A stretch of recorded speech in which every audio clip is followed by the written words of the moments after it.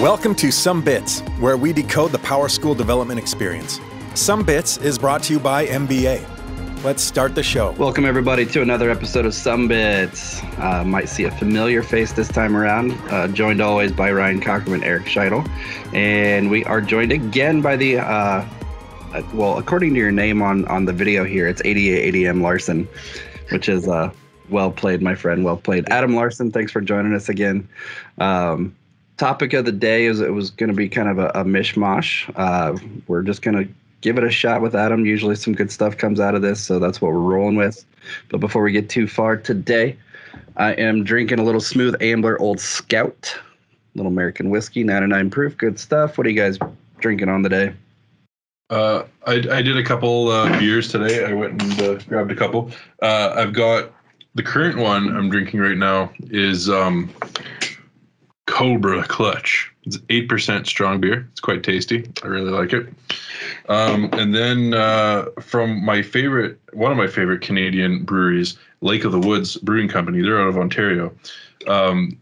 Nautical Disaster, which is also shares a name with one of my favorite Tragically Hip songs.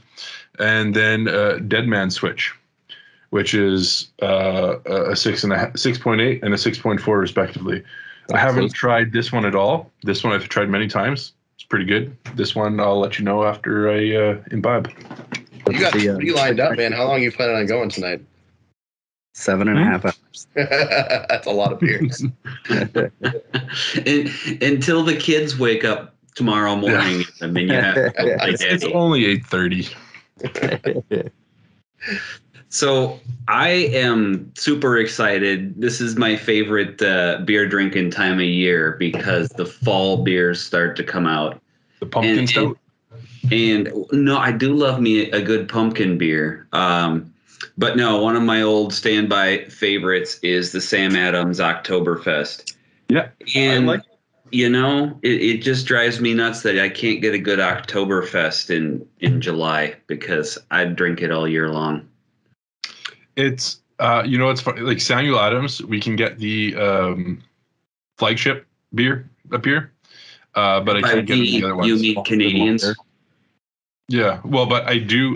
When I've been down in the States in the past, I've gotten a 6 of Sam Adams of the various seasonal ones whenever I've been at various seasons to bring back, and yeah, thoroughly enjoyed them. How does that compare from the waist up? Do you have your UGG boots and yoga pants on with the Sam Adams? What makes you think I have anything on from the waist up? That's especially if he was drinking pumpkin beer. Buckled leather belt. That's the way I prefer it. I am sporting a Gold Peak green tea. It's too late for caffeine or much caffeine. So I swung by Casey's on my way into the office, and so I'm uncorking. Little side note: Casey's actually has delicious pizza.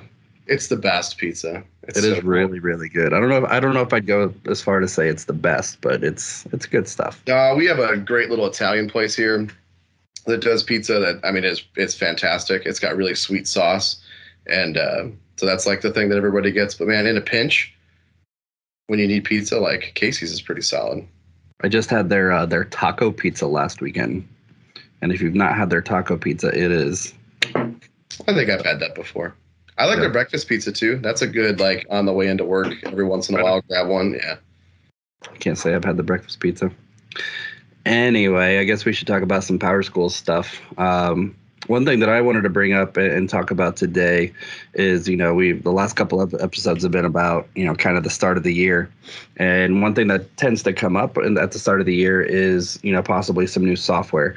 It could be one of anything, whether it's, a new library system or transportation or something like that.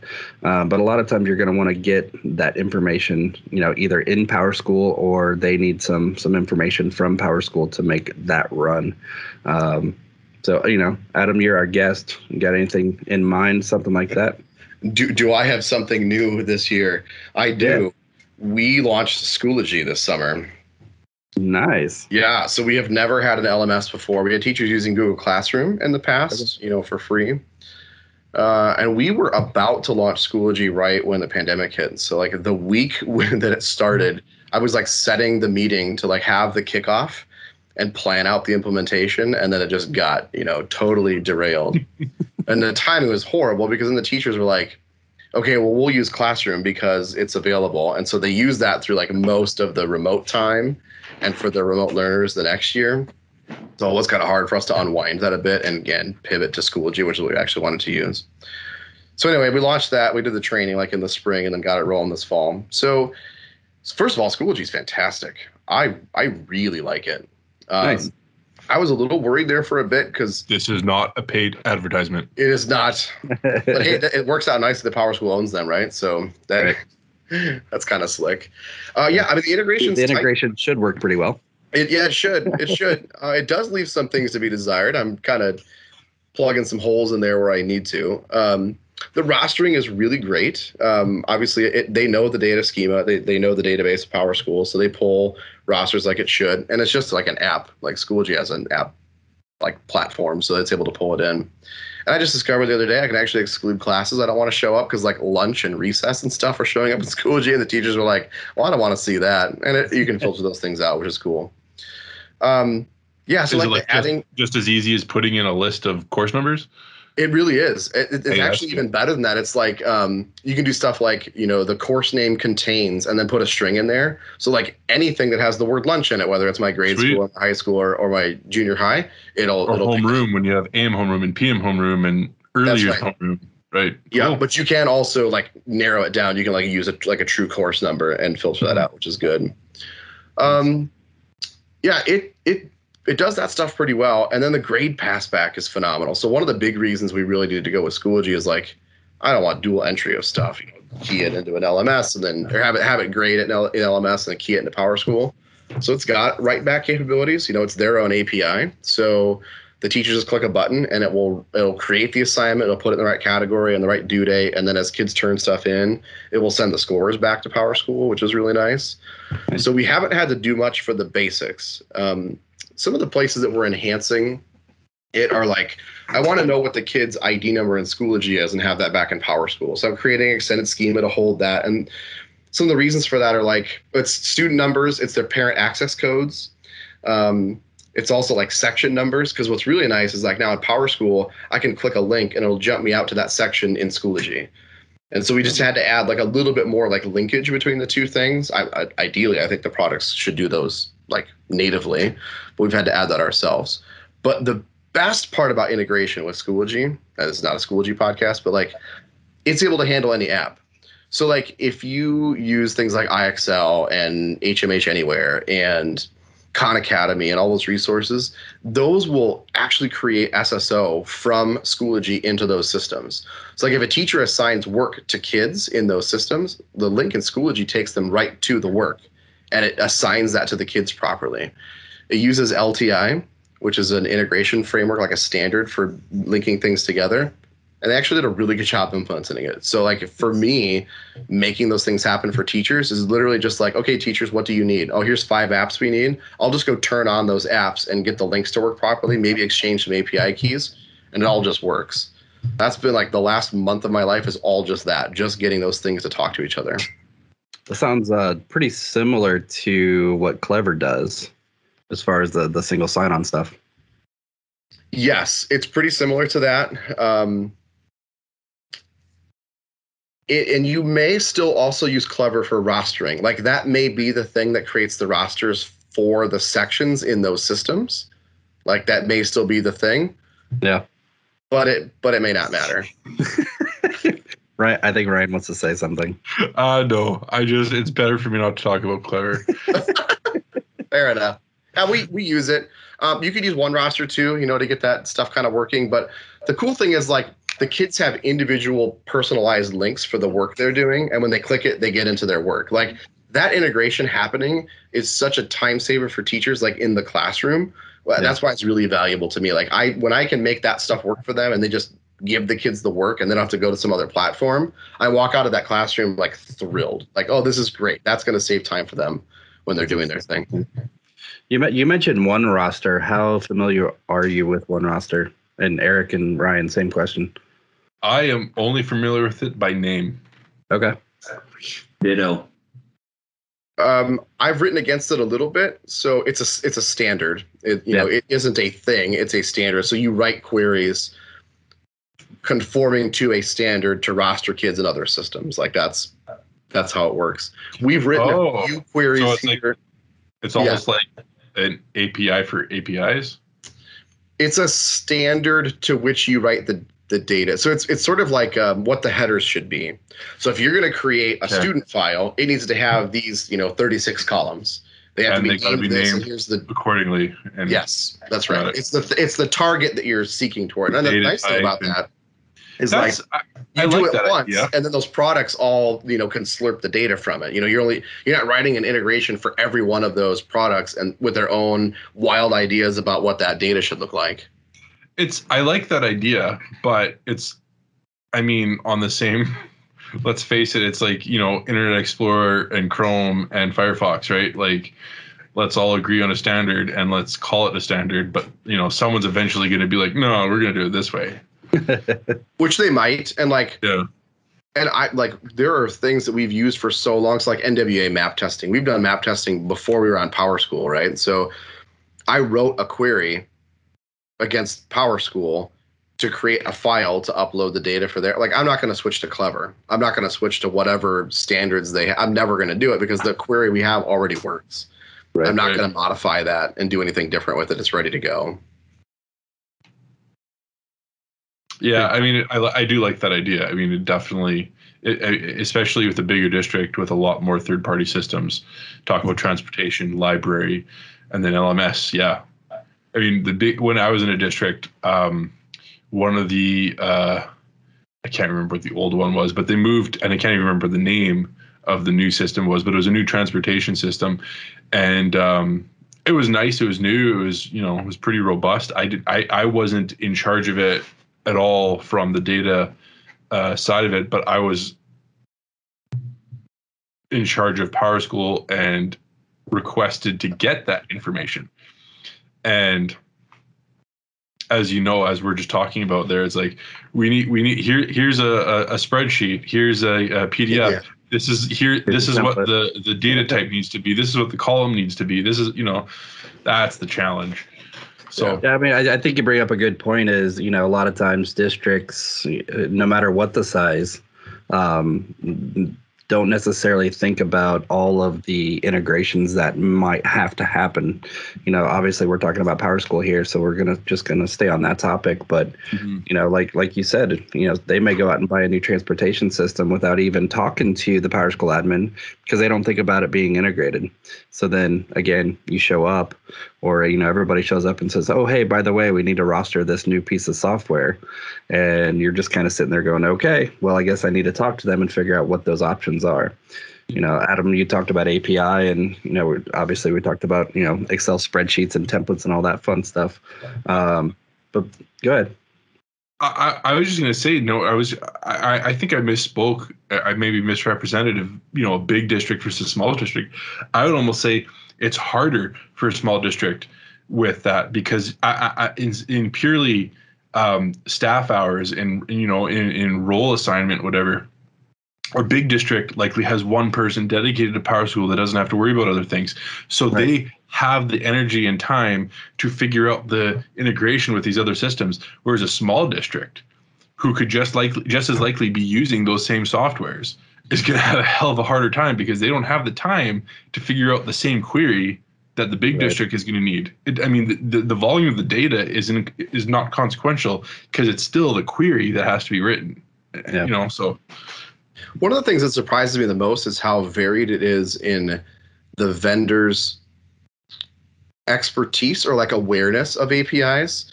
And PowerSchool is so big, right? And it has such huge market share. I'm surprised when sometimes we get somebody doing a demo maybe. And we're like, well, how do you get data out of PowerSchool? And they're like, oh, well, you email us a CSV when you want to roster kids. And I'm like, well, that's not going to fly because that's going to be out of sync. And then other times, the last big one that we bought was a transportation system. And I got on the demo, with our transportation people. And I asked them how they got it. And they're like, oh, well, every time you enroll a kid, we get notified that the student was enrolled. And I'm like, how in the world do you do that? And they're like, oh, well, the secretary sends us an email. No, they're like, we install a plugin to your PowerSchool server and we use the event notification webhooks to enroll a kid in our system. And I was like, oh, you know more about the API than we do. Okay, my job here is done. If the bus people like this, we will buy this. Yes. It was fantastic. I was floored. And I will, just to say, for anybody who's listening and here's a similar situation where, you're looking for third-party software and the vendor says, we will just listen to PowerSchool. Yeah, there you go. Because now you don't have work to do.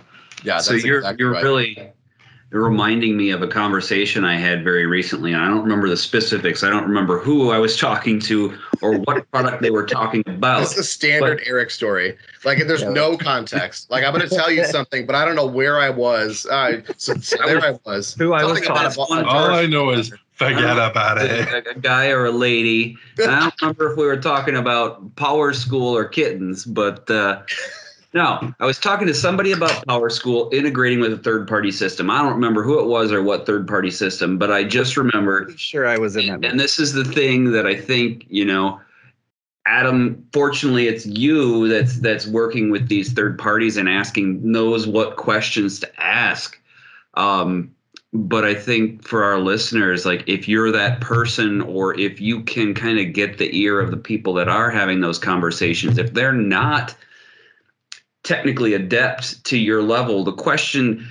So what happened was someone purchased a product and asked the salespeople, do you integrate with PowerSchool? And the answer was yes. Like any salesperson would say. Yeah. And now, will you buy it if I say yes? Yes. I will say. And the answer was yes, but then come to find out, it's more of the situation where, if you email us a CSV, then, what you said is, how do you get the data out of PowerSchool? Not, do you integrate with PowerSchool? How do you go about that? Because, that's going to be a nightmare otherwise, right? Yeah. In my early 20s, that whole any salesman will say, yes, of course. It didn't really, I didn't understand that. I didn't catch that. I didn't think about that. So when I was in charge of student information systems in my old district, I fell for that, admittedly, a couple times.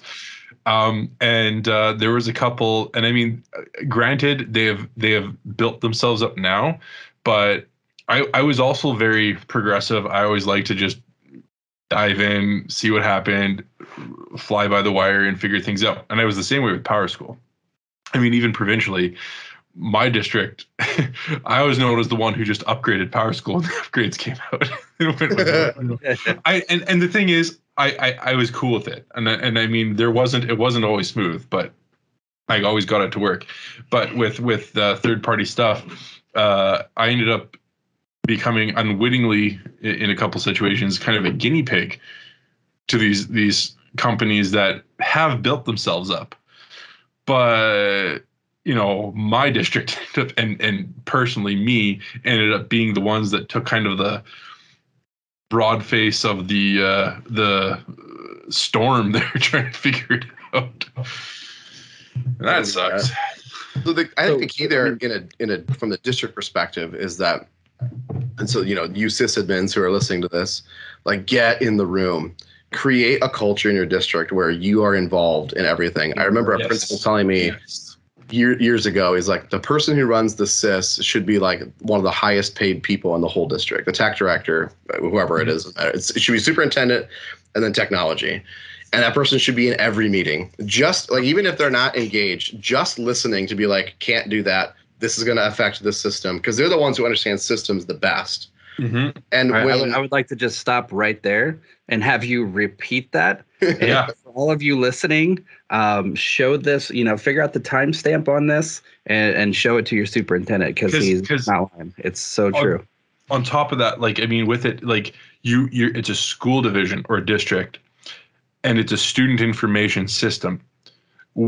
It's students, which is your district. That is the arguably most important information system in your district. The student information system. Yeah. It's right in the name. right? Yep.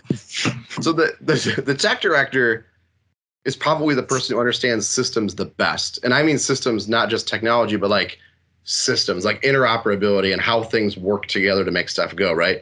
That person needs to be in the room where those decisions are being made. Now we're structured in a really interesting way where like I'm in those meetings because of what my title is and what I do.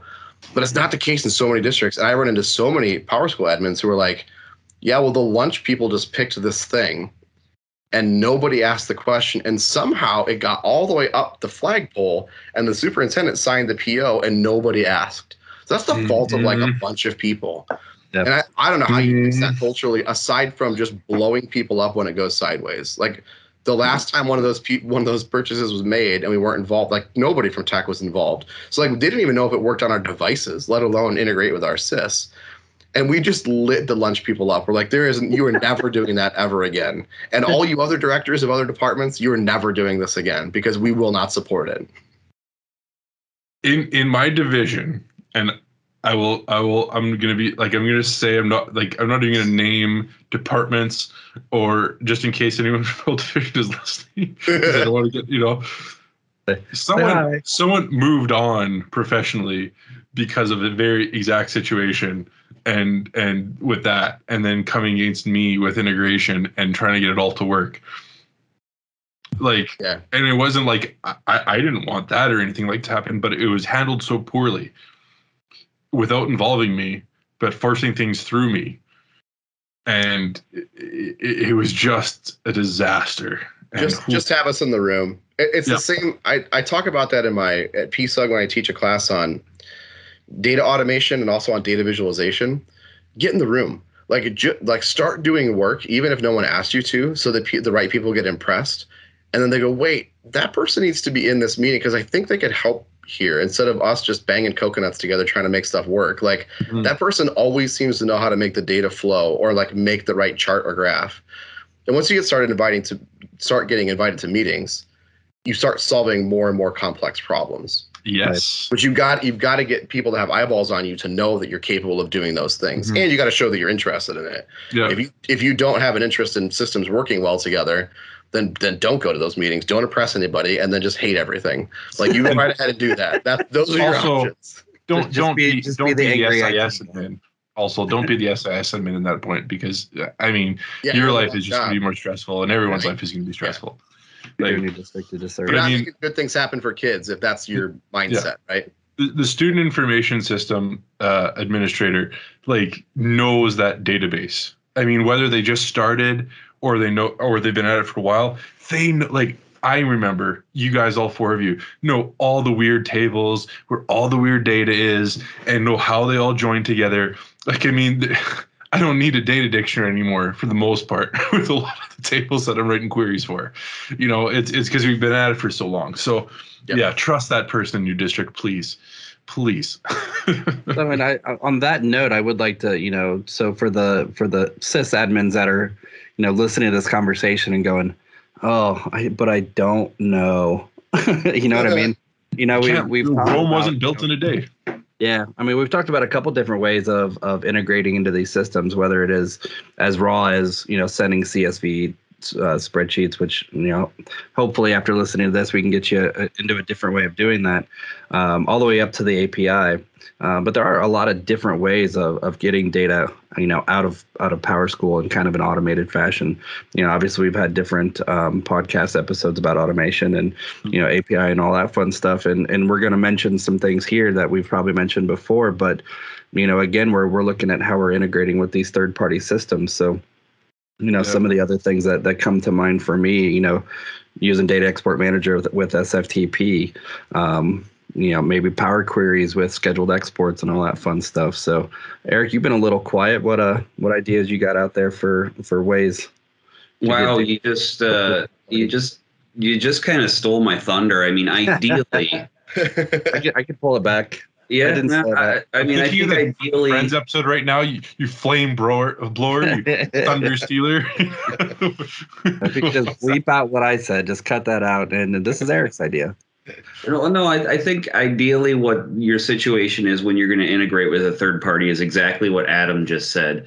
oh gosh, you guys know more about the APA than I do. My job here is done. Right? They've taken care of it for you, but I think there are still a lot of systems out there, and I think we still, Sean, you could probably speak to this. I don't know if we're getting many customization requests coming into MBA for writing Power Queries because I need to get this data scheduled to Sftp, and that is, I remember when I first started, there was no API, there were no Power Queries, there was no data export manager. They had something called AutoCom and AutoSend, and honestly, I've never done either of those things. But I also know it's very limited in its scope and what it can do.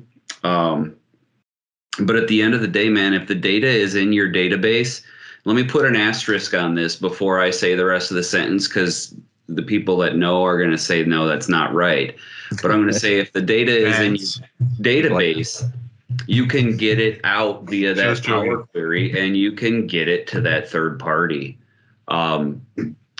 Basically, you write the Power Query data export manager, you schedule that as a system template, and then as that scheduled template, it can be written to a flat file on your local server if you're self-hosted, or you can set up an SFTP. It goes directly to whoever that third party is. Now, the asterisk behind that, of course, is the Power Queries run inside of PowerSchool's data restriction framework, which means that certain tables and fields are blacklisted. So when I said if the data is in your database, you can get it out, then not necessarily. Perfect example, I think log tables probably still blacklisted, right? I don't know that you can. Oh, you're talking about the audit logging tables, not log entries. No, I'm talking log entries. It was blacklisted. I use that over the external API all the time. Do you? Okay. I'm making things up. But fancy pants over there. Yeah, it's a powerful tool, man. I mean, I have been kind of quiet because, again, I feel like I say this every episode. I'm the guy that's never actually worked in a school district. My job for the last 10 years has been all about making stuff work inside of PowerSchool. But then there are times when things have come up. I mean, I remember in the dark ages, I actually at one point wrote for a third-party vendor a Java application, not JavaScript, Java. That Adam knows all things Java. He does. There you go. Especially in Indiana. Indiana PowerSchool High School, shout out. But they needed to get data out of PowerSchool, and this was before Power Queries existed. So I basically wrote T-list, put it in custom pages in PowerSchool, and then I wrote a Java application to log into PowerSchool and screen scrape the data. Beautiful. Oh, it's painful to even think that I ever did that, but at the time it was kind of a necessary evil. And then of course PowerSchool changed from, I don't know if you remember back in the day with the semicolon. Oh yeah. Yeah. Back in the day, PowerSchool until what was it? The login? The login used to be one text box, and you'd type in username, semicolon, password into that text box. For the admin portal, though. Just for admin. Yeah, right. So my screen scraping software says, go to PowerSchool, find the text box, enter this semicolon, that. And then, of course, people start updating PowerSchool, and they're like, we're not getting your data anymore. Well, that's because I can't log in. My poor man's API keys broke. Right, exactly. It is leaps and bounds. The API has done some wonderful things for PowerSchool and for integration. I mean, that's not the only reason, but probably the primary reason that the API exists in the first place. For integration, yeah. What are you looking at, Brian? I'm on the exclude list. Log is not on there. You're thinking of something else, Eric. Something like it. Huh. Because I use it. My early warning system has tons of it all the time. I query that for schools that want discipline logs. Gosh, I thought what the explanation I'd heard is that They were just scared of some FERPA violation if logs could be accessed via the API in any way, shape, or form with the discipline info. But it could have easily been on there at one point because they have. It could be. They have reduced them over the years, and I mean, it's not like this is a list that shows when they were removed. So there's that. Is that blacklist on the developer site? That's what the developer site, Yeah. If you go to resources and Power Queries and then scroll down, there's a link to exclude list. Sean, you talked about this one. We talked about this. This literally came up earlier, and we were talking about it. The one that I would love an actual explanation as to why these are excluded are the when created, when modified, who created, and who modified columns. I know, right? I would like an explanation, please, for PowerSchool, why those are excluded. Drop the email address right here. Yeah. Send this because I would love to know that too. Comment right here, yeah. And also smash the like and subscribe. I would. There are plenty of times that would be very useful information for me to have, and instead I got to make my own field so that I can query it myself. Eric, didn't I just say that today? And I've done that before. And when I'm working on things internally, man, that's why I still resort to T-list. Yeah, man. Even though the preferred approach is Power Queries, there are many times when I use the T-list. You can't strongly deprecate something but not include it in somewhere else. Or replace it with something better. I mean, that's really what deprecation's about. Sean, you mentioned like that there's lots of different tools available. So we probably started really integrating systems with PowerSchool. I'd say we got it PowerSchool in 2010. So by like 12, somewhere in there, we're starting to like really write queries to like get data flowing from one system to another. We're self-hosted, and most of our systems were self-hosted. Our lunch system, our transportation system, it was all local. And there was no like, we didn't have SIF. There was nothing to like exchange the data. And so I literally made I was going to bring up a folder. Like I just made like a Windows shared folder on a server, and I used it to ping pong data between servers. So I would make it so that PowerSchool could save. I wasn't even using PowerSchool. I was using Navicat, and we still use Navicat a little bit. That sits on a server, and it just connects over. You were like the spokesperson for Navicat. Yeah, you were. Yeah, I mean, I sell it. I'm not here to sell it, but I mean, you can buy it from my website. I make $40 if you buy it. It's not even worth the paperwork, but I'm here for you if you need it. Navicat's great if you're local. This is not a paid advertisement. Yeah. It's a really nice tool for developing queries in, and I really cut my Oracle teeth in that because it's lighter weight than SQL Developer is, and that ability to schedule jobs really easily, I really like. So we bought a license of it for my school district. We put it on the server. I'd write queries on my desktop. I'd put them in there, and then you could hit PowerSchool, drop the data to this folder, and that folder was shared so that any other server in our district could see it. So I was doing stuff like all of our automation, like I want an email to go out to the athletic director with the eligibility for the week for athletics. That runs at 7 o'clock on Monday morning. It's still like 10 years later runs the same way. It grabs that data. It sends a spreadsheet to him. It has all the kids and their D's and F's and what sports they're in. We don't change it. Like it works. We're just going to keep doing that. It's fine. Yeah. But like that's automation. Like that's creating a CSV that sits so that your meal system can import it 15 minutes later. That's automation too. And that's integration. And we still have systems that we integrate that way. Now, the ones that have come along later, like they're a partner with PowerSchool, so they have a plugin and they have Power Queries. Okay, that's fantastic. When you tell me that you've got that, I know that my job is going to be really easy. Right. But also if a vendor says, I mean, really what I'm most of the time looking for is, I actually kind of like this better because then I have more control over it. If they give me a plugin and it has Power Queries, they're not expecting those Power Queries to vary. And if they have a certain idea about what classes show or how things are organized, that makes me a little itchy. I like being able to write my own queries because then I have exact control over what exactly is getting sent over there. So really what I like the best is if they say, we have an SFTP connection and just give us your server, we'll whitelist your IP address and you can SFTP data to us. Well, that's easy. I can write a query in an afternoon. We set it up, as Eric was saying, as a DEM template, and we can send it up to the vendor. That's every good, I want to know how to integrate systems with each other, sysadmin should know how to do those steps. Like that's like the floor of integration work. And if you don't know how to do it, hire it done. Like find a vendor out there that does it and get those built, because nobody should be sending files up manually. Like you may have to because you have to. Like that's the reality right now. But just either learn it or bring somebody in to do it, because no one should have to. Yeah.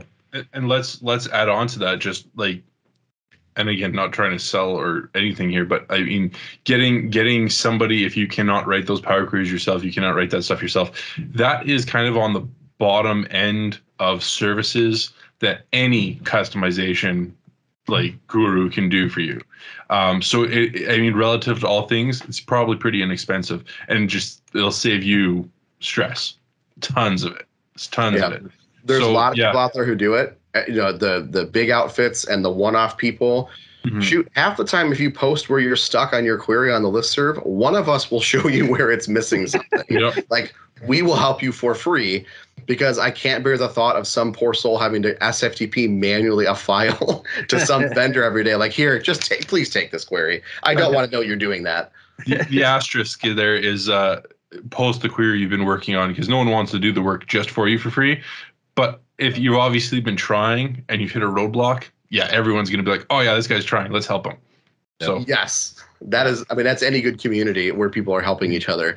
I love the like, my query is giving me an error. What should I do? Well, you should start by Googling that error and giving me the query, because I can do nothing without those things. Please help us help you. Or even more, I need a query that does this, but I can't find one. Yeah, I mean, yeah. So the moving on a little bit, the vast majority of the conversations we've had so far is getting data outside or out of PowerSchool into the hands of a third party. You know, you kind of mentioned something about, you know, lunch systems, you know, and if you have a lunch system that doesn't, you know, necessarily natively integrate with PowerSchool, you know, you probably want to get your lunch balances back into PowerSchool. So I just wanted to bring that up and kind of get your guys' thoughts and start the conversation about, you know, what are the options? You know, we talked about options of getting it out, whether it's SFTP, SIF. We didn't really talk about SIF, but it is an option. Power Queries, Data Export Manager, and all that fun stuff, and then the API. But what about actually getting data back in? So the nice thing about a field like lunch status is that it's a one-to-one field on the students table, which means it is auto-commable. Yes. That means that you can pull that back in. So that part of the very first integration I did with a meal system was also pulling data the other way. We hosted that locally, and we wrote, this is great, because I was writing an Oracle query to send data to that meal system. It had its own import thing. And then I wrote a Microsoft SQL query to pull the data back out and then have a file ready for PowerSchool to consume, because it would pull in our lunch status, because the decision for free and reduced lunch was being made over in that system. And then there's an Illinois state field I have to have a yes, no for free and reduced lunch. And then of course the balance, like you mentioned. So that's a great place to start. That is integration the other way. So AutoCom works for that, but it really only works for that and like CC records and maybe discipline. I think there's 5 tables is what it is, but it's really limited. I've used CC, and of course I've done students, but I don't think I've done anything else. So if you're lucky, if the thing that you're trying to consume or trying to import is auto-commable, then you could just pull that in, you know, through that tool. You also, and this is not super well known, you can auto-com in from SFTP. So we actually, our meal vendor, we moved that to the cloud. And one of the things I was concerned about is how am I going to get that data back in, because I really want that lunch status and their balance. And they're like, oh, we can give you a file on our SFTP server if you can consume that. And I'm like, oh, I mean, I could pull it down and then have it locally so I could auto-com it. And I went and looked, and sure enough, if you set up a remote connection in Remote Connection Manager, it's a destination from which there's a source. Inbound, right? It's an inbound connection. Yeah, you check the boxes. Yeah. Is it outbound or inbound? You can actually pull the data back in. I guess I never even thought about that, but yeah. Yeah, that's the only time we've done it is for that meal system, but it works really well. For anything else, PowerSchool, please. I know you probably watch this every now and again. Please allow us to schedule a jobs and data import manager. Please. I'm begging you. I know. We really need that. Every now and again, we hear that it's maybe on the roadmap and we've not seen it. I mean, we've worked around it, but like, please, that would be awesome. So without it, you got to use the API, and then you got to script it. So like, you're parsing some file and you're shoving data in. I do that work in Python. You could do it in Node. You could do it in PowerShell. But one way or another, you've got to grab data from whatever that thing is, and then probably iterate over the records and then shove them in over those endpoints. We shouldn't have to do that. I mean, we just shouldn't. I think I remember it's kind of along the lines with like, remember when Apex was new? And one of the things that they advertised was the scheduled emails. And then very quickly those disappeared. Yeah. Yep. Got pulled back real quick. Yeah, security. I think that's part of the data import manager scheduling stuff too. Just a fear, an underlying fear that you're going to bork your system with bad data. And I get it, but like, maybe make me sign a waiver or something. Like, I am not a derp. Like, I will not derp my data. Please let me do this, because it's it's really, really necessary. Put that right in there. I will not derp my data. Yeah. Speaking of features that were removed, that it was the only time I ever resisted updating my PowerSchool version for an extended period of time, like where I skipped a few versions, was when non-atomic mode. I knew that was going to be the one. I'm like, I bet it's a topic sync. When that was removed, I was like, oh, that saves me so much time. I tried to put it in. I tried to add the option, like with a page fragment, and it doesn't even work. Like, I stole the option from a previous version, put it in, it didn't work. I tried. I tried. Yeah, no, So, I mean, would you That's find a what's bit fun. of, If I just jam this into the interface, will the server side code accept it? And how smart were they when they took this feature out? Did they just take the presentation layer off, or is the actual code behind? Okay, they did it in the app. Bummer. Did All they right, I jelly thought it, I'd try. or did they jam it? And the funny thing is, if it worked, it's only going to work for one more version. Like the next one, they'll be on to you. They'll be like, oh, we see what you're doing here. Yep, we got to patch that. We got to patch it. They're smart enough to know. It got Larsen. I feel like there was one that really surprised me once. I think it was an import, and one of my coworkers came to me. They're like, "Oh, I gotta import into this," and I can't remember if they were using quick import or what import functionality. Oh, I know what you're talking about already. But there's a drop down where you select the table you're importing into, and they're like, the table I want isn't an option. So I opened the developer console, and I'm like, well, it is now, and it worked. It does. So that was actually from their implementation managers shared with me way back when, because that was just like the unofficial, undocumented way, to get into those tables and use the import. So they knew about that one. They had to have known about that one, because tables that I import to a lot, I just have them inserted there as page fragments. Like, there's like fee tables and a couple of other ones that I import to like once a year or occasionally. I just add them, so they're at the bottom of the list. If it's a numbered table, you generally do you add them, Adam? I add them in non-atomic mode. Non-atomic mode. Atomic mode. So one of the places that we import automatedly, just so like this gets kind of concrete, like why would we want to do this, is account provisioning. So this is a really common sticking point, or it's a common dumb task that people have to do, which is a new kid comes in, you've got to create an account for them, you got to put them in the proper group. Like if it's Active Directory, they got to go in an OU, they've got to go into a group in Google Admin, whatever that tool is that you're using, or whatever structure it is. And then at some point in your process, a kid's email address gets created. You've got some convention for doing that. And then you'll want that back in PowerSchool, because then the teachers can email the kid and it gets sent out to other systems. And so what I run into a lot is, we did this years ago here, but schools ask this all the time. They're like, well, first of all, we just get an email from somebody when it's time to create an account. So somebody's got to go in and do this. Just, some poor, level 1 tech has to like create the accounts and write the stuff back, right?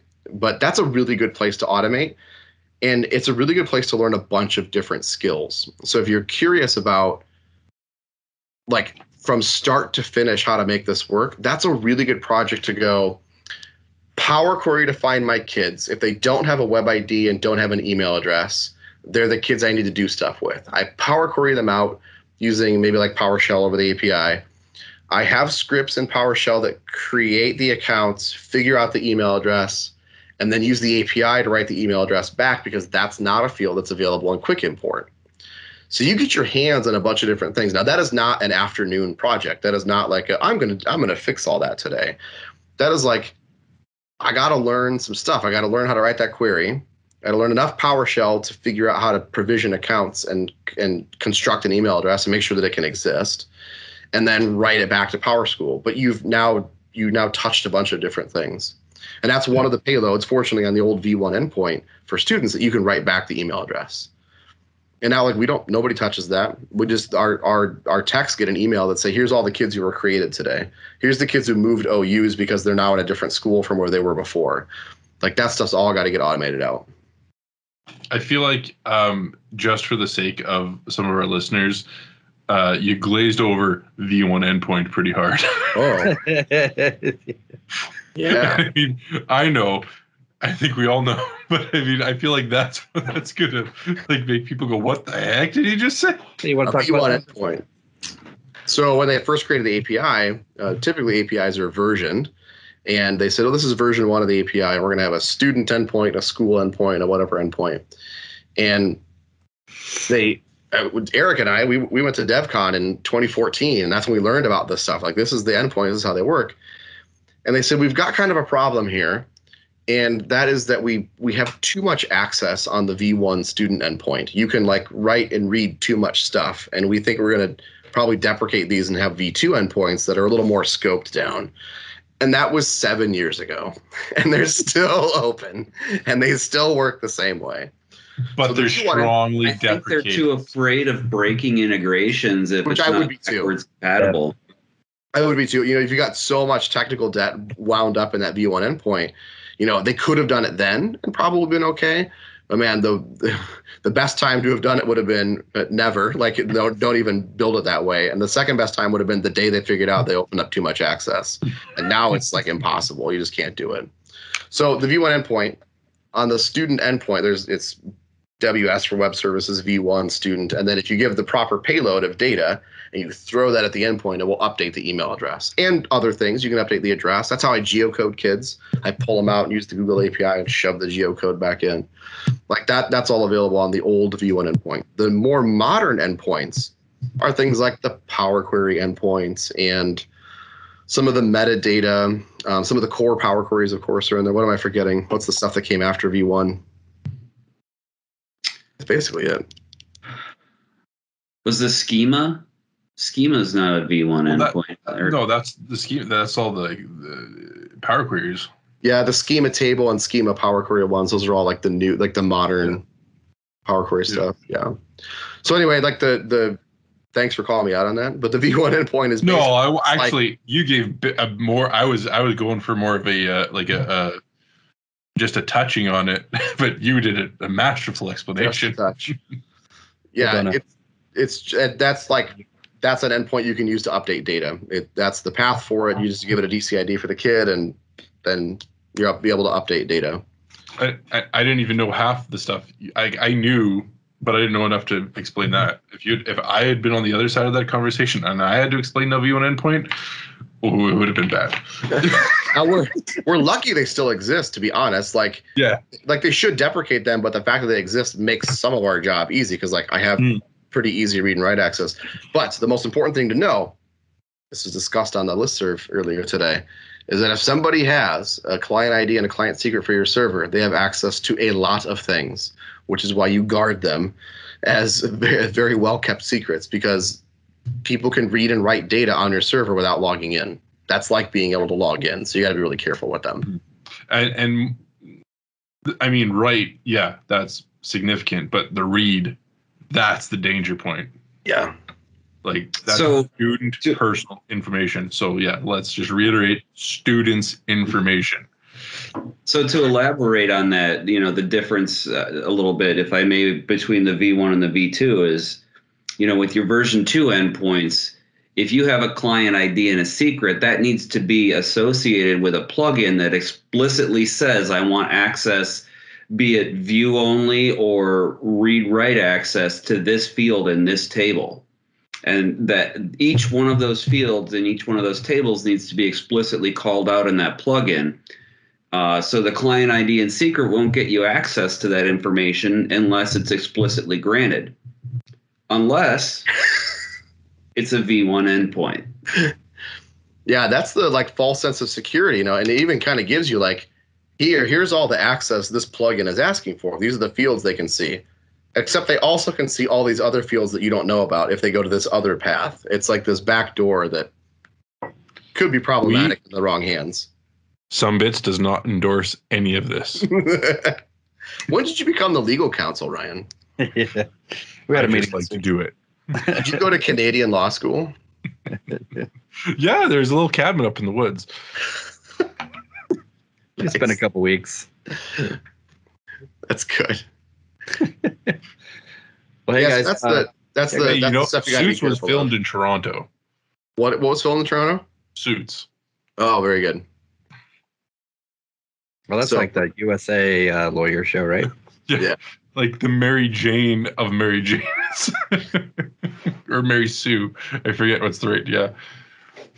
I don't understand. I don't know what that's referring to at all. Oh, it's basically like the simplest explanation I will say is that all the characters are perfect and nothing goes wrong in their lives ever. And it's like everything works out with rose smelling farts. So like the opposite of a Karen. Yes. Now I'm the one getting. Hey guys, I think you're talking about Karen as the meme, right? Cut the camera. Cut the feed. It got weird. I think Ryan's just using Canadian slang that we're not familiar with, and we just are clueless as to his reference. Leave my Canadian slang alone. I'm gonna throw in my bunny hug and then go for a walk later.